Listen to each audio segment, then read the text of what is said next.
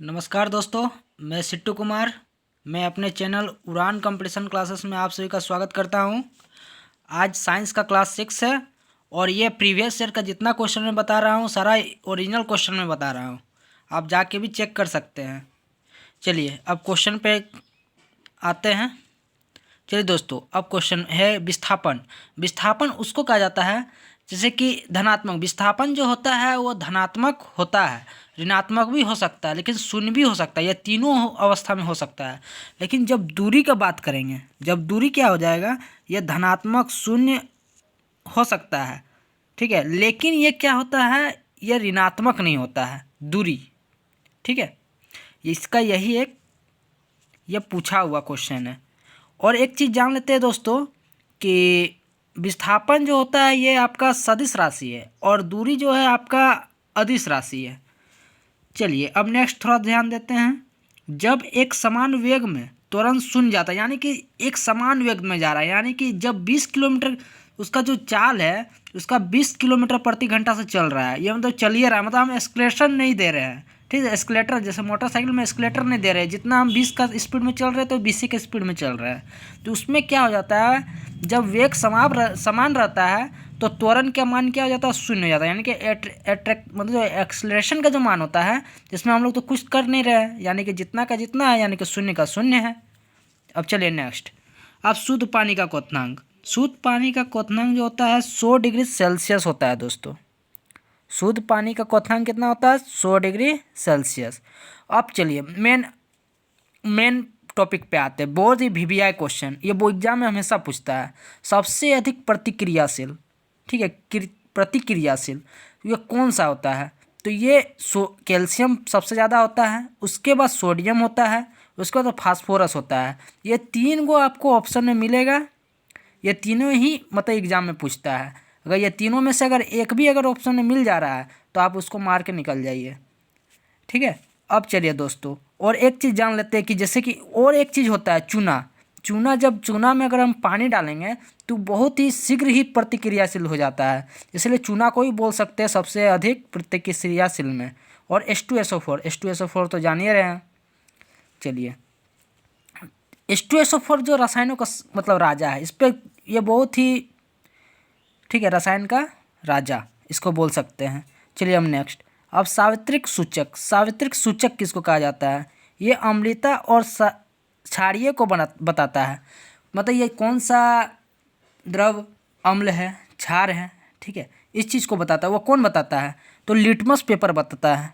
सबसे अधिक कौन खट्टा है, कौन मीठा है, कौन क्षार है, कौन अम्लीय है, यही चीज़ को मतलब डिनोट करता है। हम लोग को कैसे पता चलता है, वो कैसे हम लोग जान सकते हैं कि कौन सा चीज़ें अम्ल है और क्षार है।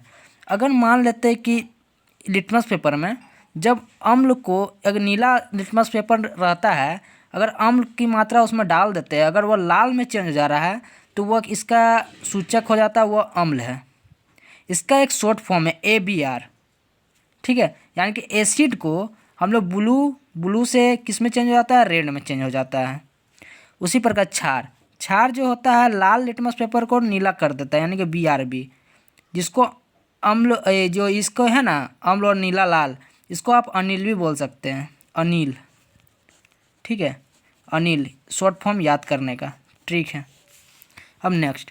अब NaCl मतलब नमक और साधारण नमक, इसको NaCl को कहा जाता है। ये तो नॉर्मल जानते ही होंगे, लेकिन एक इससे भी एक क्वेश्चन आता है दोस्तों, बहुत आदमी लोग फंसता है, यानी कि स्टूडेंट लोग फंसते हैं कि जब HCl को सोडियम हाइड्रोक्साइड के साथ अभिक्रिया करते हैं तो कौन सा चीज़ बनता है। ये वेरी इंपॉर्टेंट है, पूछ देगा कि साधारण नमक का निर्माण कैसे होता है, किसे अभिक्रिया का कारण होता है, तो आप क्या करिएगा, सोचिए दोस्तों। ये साइंस है, ठीक है। थोड़ा एकदम इजी को लेकर मत चलिए, ये बहुत ही VVI क्वेश्चन है। एकदम अच्छा से समझना है और एकदम आसान से समझना है, ठीक है। और एकदम धीरे धीरे समझना है ताकि आप लोगों को अच्छा तरह से समझ में आए। ये प्रबल अम्ल, HCl को प्रबल अम्ल कहा जाता है और NaOH यानी कि सोडियम हाइड्रोक्साइड को प्रबल क्षार कहा जाता है। इसको जब दोनों को मिलाकर अगर अभिक्रिया करते हैं तो ये क्या हो जाता है, NaCl प्लस जल का निर्माण करता है।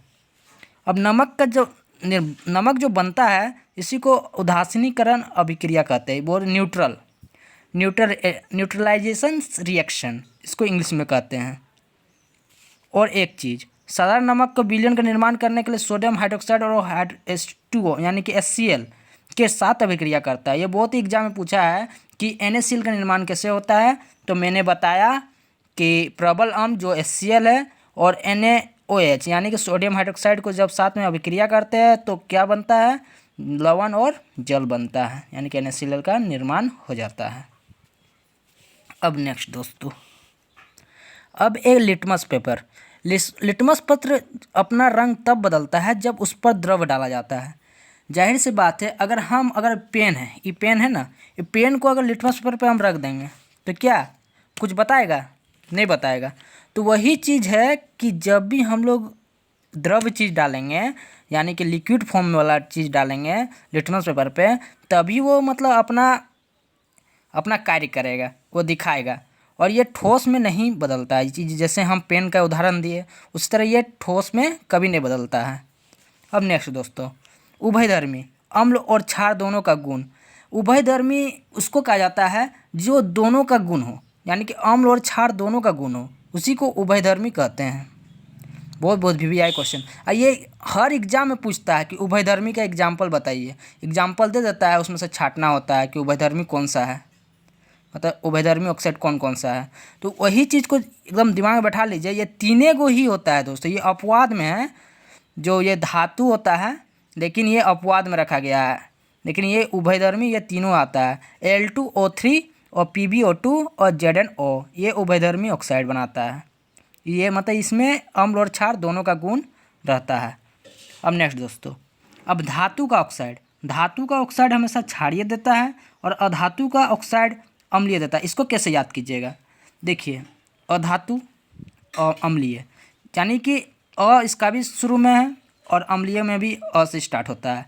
इसीलिए हम इसको याद करने के लिए अधातु को हम लोग अम्लीय याद कर सकते हैं अगर ऑक्साइड के केस पे, और धातु को हम लोग क्षारीय याद करना है। यानी कि दोनों में से अगर एक भी याद हो जाएगा तो आप आराम से आप टिक करके निकल सकते हैं एग्जाम हॉल में। चलिए दोस्तों, अब एक नेक्स्ट है तांबे का प्रतिरोधकता। ये बहुत ही VVI क्वेश्चन है। ये भी क्वेश्चन ग्रुप डी में पूछा था प्रीवियस ईयर में 2018 में। जो इसका जो प्रतिरोधकता का इसका मान होता है तांबे का 1.69 × 10⁻⁻8 ओम मीटर। क्या होता है तांबे का प्रतिरोधकता 1.69 × 10⁻⁻8 ओम मीटर। ये दिमाग में बैठा लीजिए। चलिए दोस्तों, अब नेक्स्ट, अब गुर्दे का पथरी। इसको जो होता है गुर्दे में, मतलब गुर्दा में जैसे होता है पथरी हो जाता है, ठीक है। ये कैल्शियम ऑक्जेलेट के कारण होता है। ये सिर्फ पढ़ाई होगा तो पढ़ाई होगा, इसीलिए एकदम ध्यान से समझिए। मैं कुछ बकवास नहीं कर रहा हूँ, और मेरे वीडियो को जितना हो शेयर कीजिए, सब्सक्राइब कीजिए, और सिर्फ पढ़ाई से रिलेटेड ही मैं चीज़ डाल रहा हूँ। चलिए, अब ये जो होता है गुर्दे का पथरी, ये अम्लीय भोजन से ज़्यादा बनता है, यानी कि ज़्यादा चीज़ पता है, अम्लीय चीज़ ज़्यादा खा लेते हैं ना, उसी के कारण क्या हो जाता है गुर्दे में पथरी तरह का बीमारी हो जाता है। ठीक है, थैंक यू सो मच दोस्तों।